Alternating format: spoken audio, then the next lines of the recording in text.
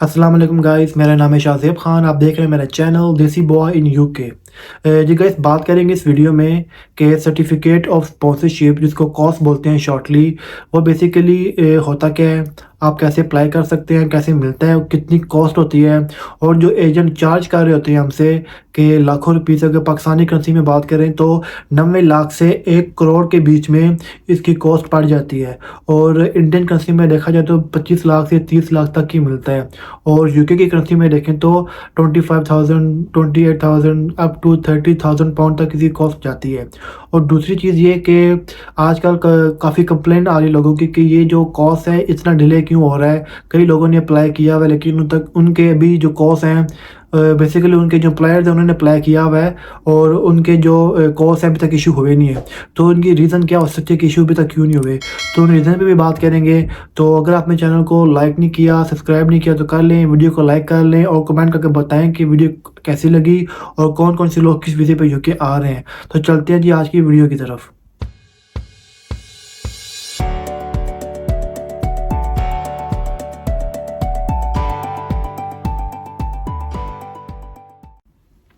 Guys, सबसे पहले बात करेंगे जी कॉस्ट की डिले में कि कॉस्ट डिले क्यों हो रहा है, इसकी वजह क्या है। आपको पता है कि यूके गवर्नमेंट ने काफ़ी रिस्ट्रिक्शंस कर दी हैं, काफ़ी रूल इम्प्लीमेंट उन्होंने किए हैं रिसेंटली और बहुत टफ कर लिया है। लाइक जो कॉस्ट है वो इशू होना भी काफ़ी मुश्किल हो गया है कंपनीज़ के लिए। आपको पता है कि जो यूके गवर्नमेंट की जो ऑफिशियल वेबसाइट है उस पे जाके आप देख सकते हैं कि आपका जो एम्प्लॉयर का जो लाइसेंस नंबर है वो रजिस्टर्ड है या नहीं है। जो होम ऑफिस होता है वो बेसिकली टाइम टू टाइम उसको अपडेट करता रहता है। वो कह लें कि रेगुलरली अपडेट करते रहते हैं और उनकी वेबसाइट पे आप जाएँ, जाके चेक करें कि जो लेटेस्ट अपडेट आई हुई या डॉक्यूमेंट आया हुआ है उनकी जो यूके गवर्नमेंट की जो वेबसाइट है, तो वहाँ पर जाके आप चेक कर लें कि जो आपका एम्प्लॉयर है उसका जो लाइसेंस नंबर है उस लिस्ट में मौजूद है या नहीं है। अगर तो मौजूद नहीं है तो आप समझ जाएँ उन्होंने, होम ऑफिस ने आपके जो एम्प्लॉयर का जो लाइसेंस नंबर है, जो लाइसेंस है वो रिवोक कर लिया है। रीज़न हो सकती है कि क्या पता वो क्वालिफाई ना कर रहा हो, जो उनकी पॉलिसीज़ हों होम ऑफिस की वो मीट ना कर पा रहा हो, तो वो उन्होंने रिवोक कर दिया हो। तो एक रीज़न ये भी हो सकती है कि आपका जो डिले आ रहा है कोर्स निकलने में, तो वो रीज़न हो सकती है। आप जाके चेक कर लें, डबल चेक कर लें आप जाके। टाइम लगता नहीं, आप जाएँ सिंपल वेबसाइट पे जाएँ, ओपन करें, गूगल पे जाके लिखें और जाके आप चेक कर लें आपका वो कंपनी का लाइसेंस नंबर उसमें मौजूद है या नहीं है। दूसरी बात करें कि ये होता क्या है कॉस। कॉस बेसिकली एक डॉक्यूमेंट होता है, ये इलेक्ट्रॉनिक डॉक्यूमेंट होता है, आपको ये नज़र आ रहा होगा स्क्रीन पे। और ये कह लें कि एक ऑफिशियल डॉक्यूमेंट है जो होता है जिसमें इसी के बेस के ऊपर आपका वीज़ा लगता है। जब आपने वीज़ा के लिए अप्लाई करना होता है, अगर आप स्किल्ड वर्कर वीज़ा पे आ रहे हैं, चैरिटी वर्कर पे आ रहे हैं, या फिर आप कह लें कि केयर वर्कर वीज़ा पे आप यूके, किसी भी वीज़े पे आप यूके आ रहे हैं और काम करना है आपने यूके में आके, तो आपको डायरेक्ट वीज़ा नहीं निकलेगा। आपके पास स्पॉन्सरशिप होनी चाहिए, स्पॉन्सरशिप लेटर होना चाहिए। इसी के बोलते हैं जी सर्टिफिकेट ऑफ स्पॉन्सरशिप लेटर होता है। अब ये लेटर आपको स्क्रीन पे भी नज़र आ रहा होगा, आप देख सकते हैं इस पर कितनी डिटेल्स लिखी होती हैं कंपनी के बारे में, आपके पर्सनल डिटेल लिखी होती हैं, आपके पासपोर्ट की सब चीज़ें इस पे मेंशन होती हैं। तो जब आपके पास ये डिटेल आ जाती हैं और ये जो डॉक्यूमेंट है जो नज़र आ रहा है आपको स्क्रीन के ऊपर, इसका जो लाइसेंस नंबर होता है, जो आपके एम्प्लॉयर का जो बेसिकली लाइसेंस नंबर होता है, वो लाइसेंस नंबर रजिस्टर्ड होना चाहिए आपके यूके की जो है ना कि जो होम ऑफिस है वहाँ पे रजिस्टर्ड होना चाहिए। तो जिसकी मैंने पीछे बात की थी आपको कि आप चेक कर सकते हैं जाके उनकी ऑफिशियल वेबसाइट के ऊपर कि जो ये लाइसेंस नंबर है आपके एम्प्लॉयर का वो उस लिस्ट में मौजूद है या नहीं। अगर मौजूद नहीं है तो समझ जाएँ कि आपके होम ऑफिस ने इसको रिवोक कर लिया है। तो अगर तो मौजूद है तो समझ लें आपकी कंपनी, ये जिस कंपनी ने आपको ये ऑफर लेटर, ये सर्टिफिकेट ऑफ स्पॉन्सरशिप इशू किया है, वो कंपनी वैलिड है, ऑथेंटिक है, कोई दो नंबर इसमें नहीं है, कोई फ्रॉड उसमें नहीं है। तो बेसिकली सर्टिफिकेट ऑफ स्पॉन्सरशिप का मकसद यही होता है कि जब आपने वीज़ा अप्लाई करना होगा तो ये कह लें एक प्राइम डॉक्यूमेंट होता है कि आपने ये डॉक्यूमेंट जमा कराना पड़ता है जब आप अप्लाई करते हैं वीज़े के लिए। तो इसकी अगर कॉस्ट की बात करें तो इसकी कॉस्ट है जी, वो डिपेंड करती है जी डिफरेंट कैटेगरीज़ के ऊपर। आपको स्क्रीन पे नज़र आ रही होगी इसका, मैंने स्क्रीनशॉट लगाया इसका, तो आप देख लें कि जो टाइप ऑफ लाइसेंस है आगे इनकी कॉस्ट लिखी हुई आ रही है।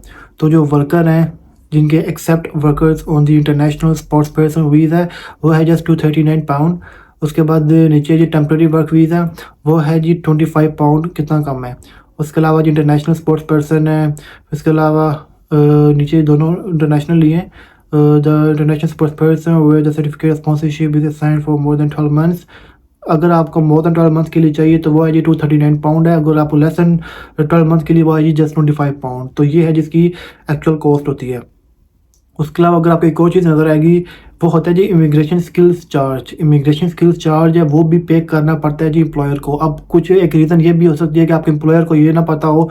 फॉर एग्जांपल वो एम्प्लॉयर आपका नया हो और उसने रिसेंटली कंपनी ओपन की हो और उसका फर्स्ट एक्सपीरियंस हो कोर्स निकलवाने का, तो हो सकता है उसने कोर्स की फ़ी तो पे कर दी हो, लेकिन ये वाली जो फ़ी होती है इमिग्रेशन स्किल्स चार्ज, तो ये उसने ना पे की हो, तो ये भी एक रीज़न है कि डिले हो सकता है आपके कोर्स निकलने में। तो ये होता है क्या, बेसिकली ये भी देख लेते हैं जी। आपको स्क्रीनशॉट पे भी नज़र आ रहा होगा। तो you might have to pay additional charge when you assign certificate of sponsorship to someone applying for a skilled worker or senior or specialist worker visa. This is called this immigration skills charge. Okay, you must pay the immigration skills charge if you are applying for a visa from outside the UK to work in the okay अच्छा, इसमें ये बता रहा है कि अगर आपने more than 6 month के लिए अप्लाई करना है certificate sponsorship outside the UK, अगर बंदा फॉर एग्जांपल पाकिस्तान में बैठे हुए हैं और आपने यहाँ पे काम करना है और आपने मोर देन 6 मंथ स्टे करना है यहाँ पे, तो आपको इमिग्रेशन स्किल्स चार्ज भी आपको पे करना पड़ता है। तो inside the UK for any length of time, ठीक है ना। अगर आप इनसाइड यूके हैं तो कोई भी लेंथ हो तो आपको ये पे करना पड़ता है।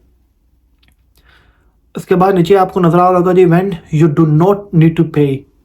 अच्छा, आपको इमिग्रेशन स्किल्स चार्ज पे करने की ज़रूरत नहीं है अगर आप फॉलोइंग जो ऑक्यूपेशनल कोड है अगर आप इस पे लाई करते हैं। तो अगर आप इसमें फॉलो करते हैं तो इसमें केमिकल साइंटिस्ट हैं, बियोलॉजिकल साइंटिस्ट हैं, आपको लिस्ट नज़र आ रही होगी, फिजिकल साइंटिस्ट हैं, रिसर्च है, स्पोर्ट्स प्लेयर्स हैं, स्पोर्ट कोचेस हैं।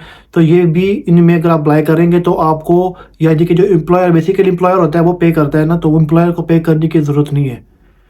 अगर if you are sponsoring someone who has a UK student visa to switch to a work visa, you will not have to pay the charge if the switch. अगर आप UK में रह रहे थे as a student, यहाँ पे आप student visa पे यहाँ पे थे यूके में और आपने स्विच करना है वर्क वीज़े पे, तब भी आपको पे करने की जरूरत नहीं पड़ती।